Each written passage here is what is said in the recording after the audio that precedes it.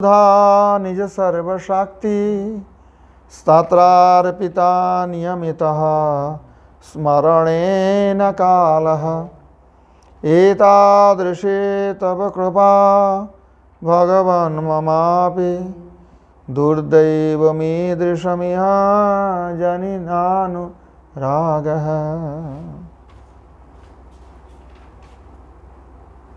शिक्षाष्टकेर द्वितीय श्लोक আজকে আমরা শুরু করব। এটার উপরে চর্চা। সম্বোধন ভাষ্যে শ্রীল ভক্তিবিনোদ ঠাকুর কি বলছেন এই শ্লোকের ব্যাখ্যায়?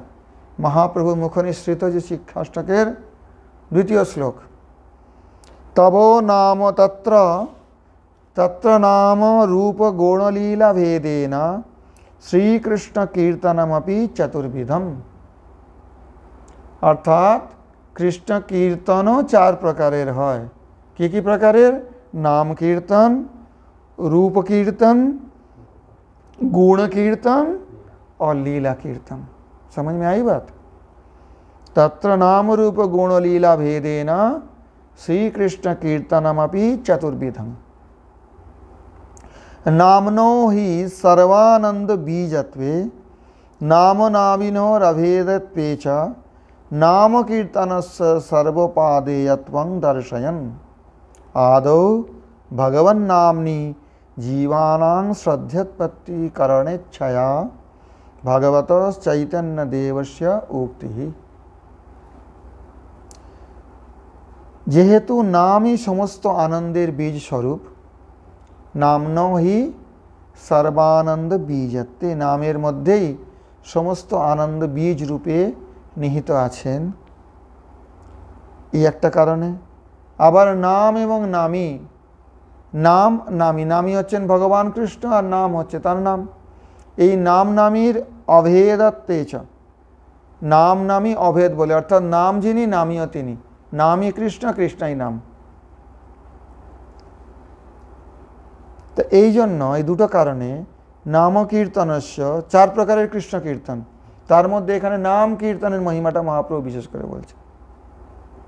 नाम कीर्तनस्य सर्व उपादेयत्वं दर्शयन्, नाम कीर्तनेर सर्व उपादेयत्व, सकलेर पक्षे एटा रुचिकारक एवं सकलेर पक्षेई उपकारक, एटा देखाबार जन्य दर्शयन्, एटा देखिए आदौ भगवान नामनि, सर्वप्रथमे भगवान नामेर प्रति, नामेर उपरे नामनि, जीवस्य जीवानां, जीवस्य न जीवानां श्रद्धा उत्पत्ति करण इच्छया, जीवेर श्रद्धा उत्पन्न करार इच्छा निये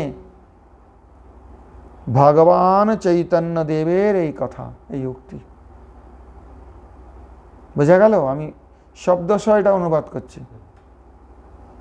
नाम्नो हि सर्वानंद बीजत्वे नाम नाविनोर अभेदत्वे च नाम कीर्तनस्य सर्वोपादेयत्वं दर्शयन् आदौ भगवन्नाम्नि जीवानां। आगे देखिएছেন না नाम कीर्तনের सर्वोपादेयत्व, चेतोदर्पणमार्जनं श्लोके। এখন ভগবান নামের প্রতি জীবের শ্রদ্ধা উৎপত্তি করবার ইচ্ছা নিয়ে ভগবান শ্রী চৈতন্য দেবের এই বাক্য, এই উক্তি। কোন উক্তি? এই নাম নামকারী বহুধা নিজ সর্বশক্তি স্তত্রার্পিতা নিয়মিতঃ স্মরণেন কালঃ।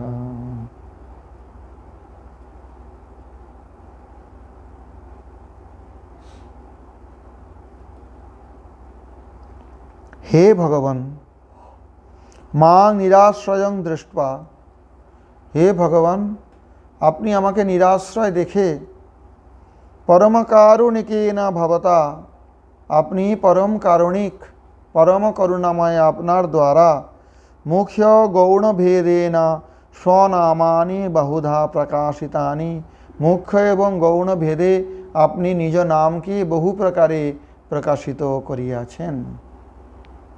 ভগবান নামকে প্রকাশিত করিয়াছেন কি জন্য? না আমাকে নিরাশ্রয় দেখে আপনি পরম করুণাময়, সেই জন্য আপনি নিজের দ্বারাই নিজের নামকে বহুভাবে মুখ্য গৌণ ভেদে মুখ্য নাম এবং গৌণ নাম কি সেটা আগে জানবে। বেদে বহু প্রকারে প্রকাশিত করিয়াছেন। হরি কৃষ্ণ গোবিন্দ अच्युत राम अनंत विष्णु इत्यादि मुख्य नामानि। हरि कृष्ण गोविंद अच्युत राम अनंत विष्णु ये যত নাম আছে এই নামগুলো হচ্ছে মুখ্য নাম। বোঝা যাচ্ছে না? কেন মুখ্য নাম? কি সৃষ্টি থাকুক আর নাই থাকুক ভগবানকে নিত্যধামে কৃষ্ণ বলে সবাই বলবে। আর যেগুলো সৃষ্টি সম্বন্ধিত নাম সেগুলো যখন সৃষ্টি আছে তখন তাকে সৃষ্টিকর্তা বলা হবে। যখন প্রলয়ের পর সৃষ্টি থাকবে না কেউ সৃষ্টিকর্তা বলবে কি? এগুলো গৌণ নাম। সৃষ্টিকর্তা, নিয়ন্তা, পাতা, ভোক্তা, ব্রহ্ম, परमात्मा, नियंता, पाता, স্রষ্টা, মহেন্দ্র ইত্যাদি গৌণ নামানি। বোঝা গেল এবার? কেন না এগুলো সৃষ্টির সঙ্গে সম্বন্ধিত। সৃষ্টি আছে, তিনি সৃষ্টি নিয়ন্ত্রণ করছেন, এই জগতের নিয়ন্তা বলা হচ্ছে। জগৎ না থাকলে তাকে নিয়ন্তা বলবে কেউ? কিন্তু গোবিন্দ বলে তাকে তো ডাকবে ব্রজে। নিত্যধামের তো নাশ হবে না, এই জগতে নাশ হয়ে যাবে, তখন আর কেউ পরমাত্মা বলে কেউ ডাকবে না। পরমাত্মা তো ক্ষীরোদকশায়ী বিষ্ণু না, প্রতি জীবের হৃদয়ে প্রবেশ করেছেন। যখন জীব এই জগতে এসেছে, এই জগৎ সৃষ্টি হয়েছে, তাই তো এই জগৎ প্রলয় হয়ে গেলে সমস্ত জীব যখন মহাবিষ্ণুর শরীরে লীন হয়ে থাকবে তখন পরমাত্মা বলে কেউ থাকবেন বা তাকে কেউ পরমাত্মা বলে ডাকবে ভগবানকে কি? ব্যাস, ওই জন্য এই নামগুলো সব গৌণ নাম। মাথায় ঢুকলো? ব্রহ্ম, পরমাত্মা, নিয়ন্তা, পাতা, স্রষ্টা, পাতা মানে পালনকারী, মহেন্দ্র ইত্যাদি গৌণ নামান। পুনশ্চ এই গৌণ এবং মুখ্য নাম ভেদে ভগবান কৃপা করে বহুবিধ নামে প্রকাশ করিয়েছেন, নিজেই প্রকাশ করেছেন। তদ যথা নহি ভগবান ন ঘটিতমিদং, না ভুল বলছি, পুনশ্চ নিজ সর্বশক্তি স্বরূপশক্তি সমস্ত সামর্থ্যং তত্র মুখ্য নামনি ভবতা অর্পিতা। আবার পুনঃ এটা তো যা করেছেন তিনি বিভিন্ন নাম প্রকাশ করেছেন মুখ্য গৌণ ভেদে, আবার নিজের সমস্ত শক্তি অর্থাৎ স্বরূপ শক্তির সমস্ত সামর্থ্য তিনি এই মুখ্য নামেতে অর্পণ করেছেন। এখানে ভগবানকে উদ্দেশ্য করে বলা হচ্ছে, ওই জন্য এমনভাবে ভক্তিবিনোদ ঠাকুর ব্যাখ্যাটা করছেন যেন উনি ভগবানকে বলছেন ভাবতা অর্পিতা, আপনার দ্বারা অর্পিত হইয়াছে। বুঝতে পারছো না? এ তাদৃশী তব কৃপা ভগবান, তো ভগবানকে সম্বোধন করে বলা হচ্ছে না। তাহলে আপনি নিজের বহুবিধ নাম প্রকাশ করেছেন মুখ্য গৌণ রূপে, আবার নিজের মুখ্য নামে আপনি আপনার স্বরূপ শক্তির সমস্ত সামর্থ্য অর্পণ করেছেন। স্বরূপ শক্তির সামর্থ্য মানে বুঝতে পারছ? যে স্বরূপ শক্তির সঙ্গে জীব শক্তি সম্মিলিত হলে জীব শক্তি ভগবত ধামে গিয়ে সেবায় নিযুক্ত হতে পারে। এই যে প্রেম বলো, ভক্তি বলো, এগুলো স্বরূপ শক্তির বৃত্তি, জীব শক্তির নয়। তাই সেই স্বরূপ শক্তির সমর্থ সামর্থ্যটা ভগবান এই মুখ্য নামে অর্পণ করেছেন, অর্থাৎ আপনি আপনার দ্বারা অর্পিত হইয়াছে। ভাবতা অর্পিতা স্বরূপশক্তি সমস্ত সামর্থ্যং তত্র মুখ্য নামনি ভবতা অর্পিতা। গৌণ নামনি না, গৌণ নামেতে এত শক্তি নেই। ব্রহ্ম, পরমাত্মা, নিয়ন্তা, পাতা কিছু শক্তি আছে, এতটুকু মুখ্য নামে ভগবান অর্পণ করেছে। বোঝা গেল? তদ যথা নহি ভগবান ন ঘটিতমিদং তদ্দর্শনা নৃণাম অখিল পাপক্ষয়ং। বলছি এবার স্যার প্রমাণটা কি যে ভগবান অর্পণ করেছেন? আমি যে অর্পণ করেছি তুমি কোথা থেকে জানলে? তদ যথা, সেটা এই রকম। কীরকম? এই সমস্ত শাস্ত্র প্রমাণ, এগুলো শ্লোক থেকে, বিভিন্ন শাস্ত্র থেকে বিভিন্ন মন্ত্র বা শ্লোক এখানে উদ্ধার করেছেন শ্রীল ভক্তিবিনোদ ঠাকুর এই ভাষ্যে। তদ যথা অর্থাৎ তুমি কি করে জানলে তদ যথা? সেটা এই রকমের, আপনার যা যে অর্পণ যেটা এই রকমের শাস্ত্র প্রমাণে জানতে পেরেছি। নাহি ভগবান ন ঘটিতমিদং তদ্দর্শনা নৃণামখিল পাপক্ষয়ং यन्नाम सकृत श्रवणात् पुक्कशोपि विमुच्यते संसारात्। এটা ভাগবত শ্লোক। বলছে হে ভগবান, আপনার দর্শনের দ্বারা যে মানুষের সমস্ত পাপ ক্ষয় হয়ে যাবে, এটা কোনো আশ্চর্য নয়, এটা কোনো অঘটন নয়। কেন না, যার নাম একবার যদি শ্রবণ করে কেউ শুদ্ধ নাম, যে পুক্কস অত্যন্ত নিম্ন শ্রেণীর ব্যক্তি, সেও সংসার থেকে বিমুক্ত হয়ে যায়, তারও সংসার দশা শেষ হয়ে যায়। তো তাহলে আপনাকে দর্শন করলে জীবের, মানুষের যে সমস্ত পাপ ক্ষয় হবে, এটা কি এমন অঘটিত ব্যাপার? এটা হতেই পারে।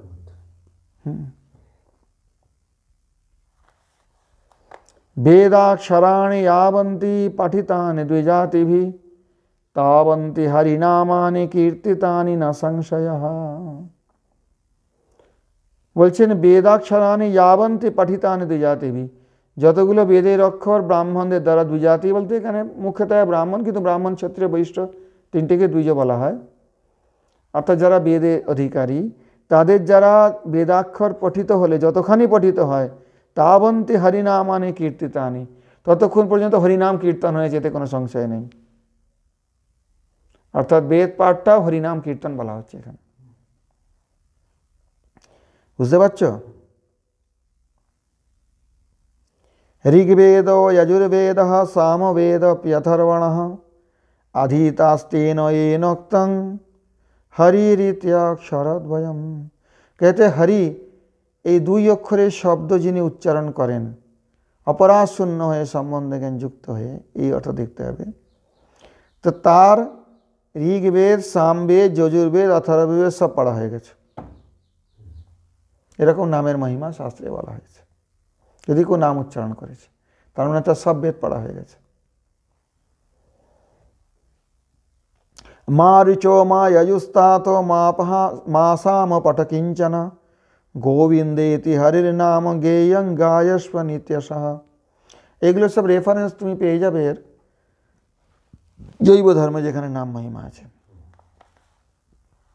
কোন পুরাণ থেকে, বেদের কোন উপনিষদ থেকে, কোন সংহিতা থেকে, সব ওখানে দিয়েছে।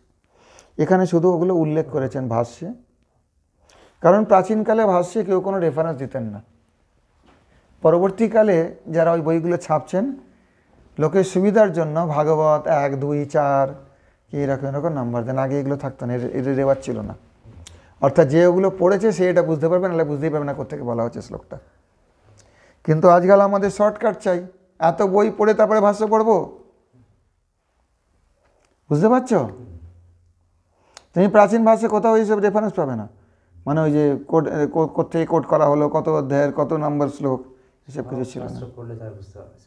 হ্যাঁ, তা নাহলে জানবে কোথেকে কোথা থেকে বলা হলো। এটা এখন সুবিধার জন্য এগুলো এ করে দেওয়া হয়েছে আজকাল, ইদানিংকালে।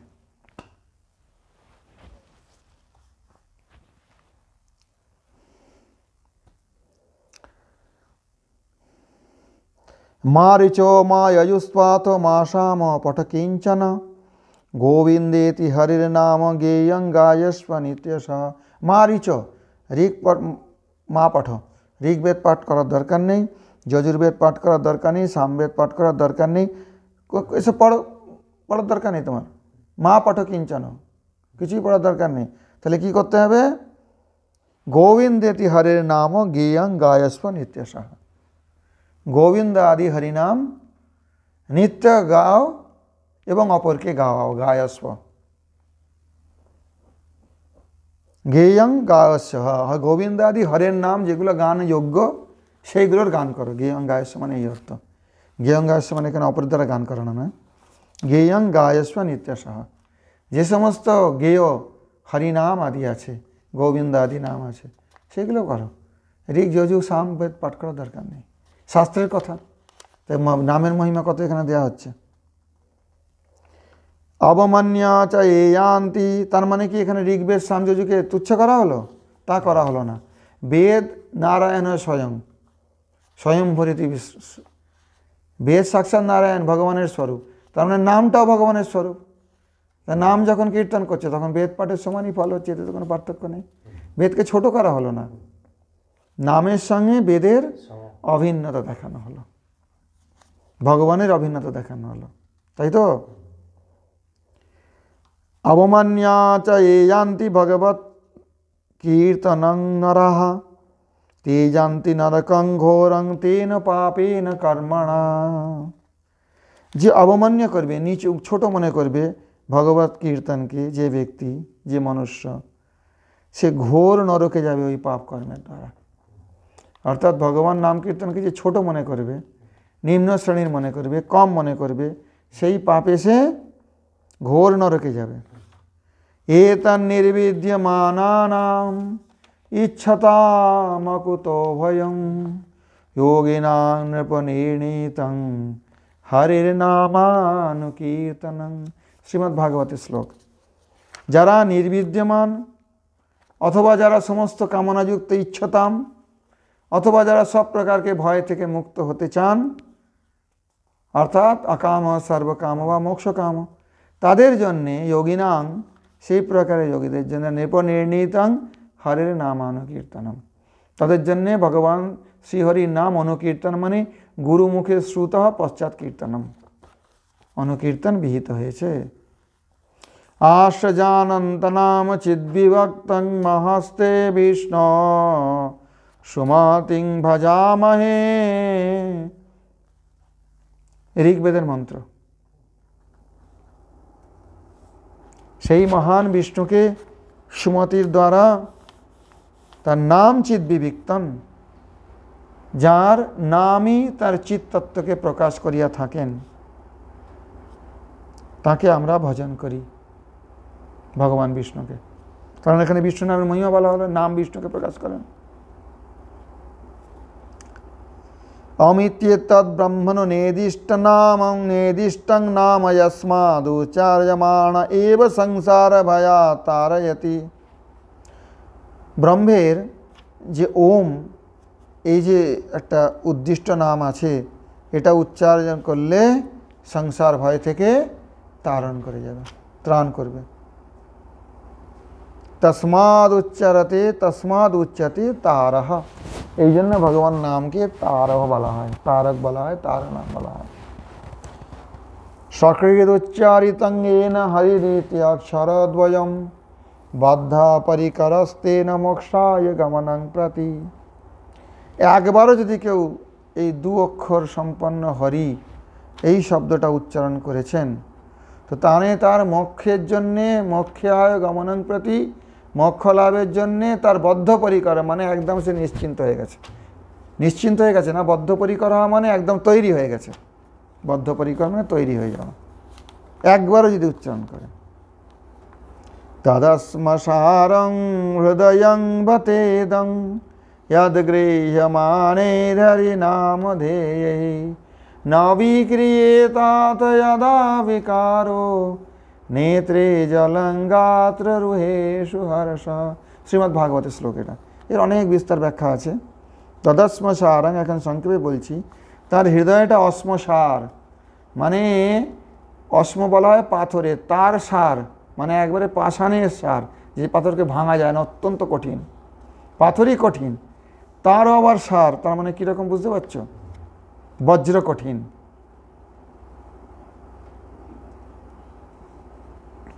বজ্র বলা হয় হীরাকে, জানো তো, পাথরের মধ্যে পাওয়া যায়। হীরাকে ভাঙা সহজ নয়, বিরাট কঠিন। তো তদস্মসারং হৃদয়ং বতেদং, তার হৃদয়টা অশ্মসারের মতো কঠিন। কেন? যার হরিনাম গ্রহণ করেও নেত্রে জল হয় না, শরীরে রোমাঞ্চ হয় না, তার মানে বুঝতে হবে তার হৃদয় একদম পাষাণ সারের মতো কঠিন। মধুর মধুর মেতন মঙ্গলং মঙ্গলানাং সকল নিগম বল্লী সৎফলং চিৎস্বরূপং সकृदपि परिगीतं শ্রদ্ধয়া হেলয়া বা ভৃগুবর নরমাত্রং তারয়েৎ কৃষ্ণ নাম। মধুর মধুরম এতদ, মধুরেরও মধুর, মঙ্গলেরও মঙ্গল স্বরূপ, সমস্ত বেদরূপ বল্লী, বেদরূপ কল্পে লতার সৎ ফলস্বরূপ, চিৎ স্বরূপ, একবারও যদি পরিগীত হয়, একবারও যদি সম্যক রূপে কীর্তিত হয়, সকৃতপি পরিগীতং, শ্রদ্ধায় অথবা হেলায় একবারও যদি সম্যকরূপে পরিগীত হন, অপরাশন নয়, তাহলে হে ভৃগুবর নরমাত্রং তারয়েত, কৃষ্ণ নাম মনুষ্য মাত্রকে উদ্ধার করে দেয়।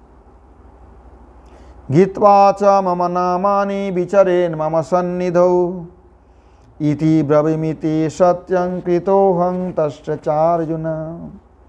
কৃষ্ণ বলছেন, যদি আমার নাম কীর্তন করে আমার নিকটে ভ্রমণ করে, সন্নিধৌ বিচারেত বিচরণ করে, তাহলে আমি সত্যি সত্যি বলছি অর্জুন কি আমি তার কাছে বিক্রি হয়ে যাই। কৃতোহং তস্য, সে আমায় কিনে নেয়। নাম চিন্তামণি কৃষ্ণ চৈতন্য রস বিগ্রহ পূর্ণ শুদ্ধ নিত্য মুক্ত ভিন্নত্মান্নাম নামিনঃ अतः श्रीकृष्ण नामादि न भवेत् ग्राह्यमिन्द्रियैः सेवन्मुखे हि जिह्वादौ स्वयमेव स्फुरति अधः। বলছেন নাম চিন্তামণি কৃষ্ণ চৈতন্য রসবিগ্রহ, নাম চিন্তামণি স্বরূপ কৃষ্ণ চৈতন্যের রসবিগ্রহ স্বরূপ, চৈতন্য রসবিগ্রহ স্বরূপ কৃষ্ণ স্বয়ং পূর্ণ শুদ্ধ নিত্যমুক্ত অভিন্নত্বান নাম নামিনা। যেরকম কৃষ্ণ পূর্ণ শুদ্ধ নিত্য মুক্ত, কৃষ্ণের থেকে কৃষ্ণের নাম অভিন্ন বলে কৃষ্ণ নামও পূর্ণ শুদ্ধ নিত্য মুক্ত। তা যদি এরকমই হয়, এই কারণে অতঃ শ্রীকৃষ্ণ নামাদি না ভবেৎ গ্রাহ্যম ইন্দ্রিয়ৈ, কৃষ্ণকে যেরকম ইন্দ্রিয়ের দ্বারা দেখতে পাওয়া যায় না স্বরূপকে, সেরকম কৃষ্ণ নামকে ইন্দ্রিয়ের দ্বারা শোনা যায় না, উচ্চারণ করা যায় না। তাহলে কি হয়? বলছেন সেবন মুখেই জিহ্বাদৌ, জিহ্বা থেকে শুরু করে সমস্ত ইন্দ্রিয়গুলো যখন সেবনমুখী হবে, কৃষ্ণ সেবায় অভিলাষ বিশিষ্ট হবে, তখন কৃপা করে স্বয়মেব স্ফুরতি আদা, নাম কৃপাপূর্বক স্বয়ংই স্ফুরিত হয়ে থাকেন। ইত্যাদি শ্রুতি স্মৃতি তন্ত্রবাক্যেন নাম্নঃ সর্বশক্তিত্বং জ্ঞাপিতং। ইত্যাদি শ্রুতি স্মৃতি তন্ত্রবাক্যের দ্বারা নামের যে সর্বশক্তি এইটা জানানো হইয়াছে। অতএব এই পর্যন্ত আজকে থাকুক। নাম নামকারী বহুধা নিজ সর্বশক্তি সত্রার্পিতা। নিতাই গৌর প্রেমানন্দে হরি হরি बोल। नाम नामकारि बहुधा निज सर्वशक्ति स्तत्रार्पिता नियमितः स्मरणेन कालः। एतादृशी तव कृपा भगवन् ममापि दुर्दैवमीदृशम् इहा जनिनानुरागः।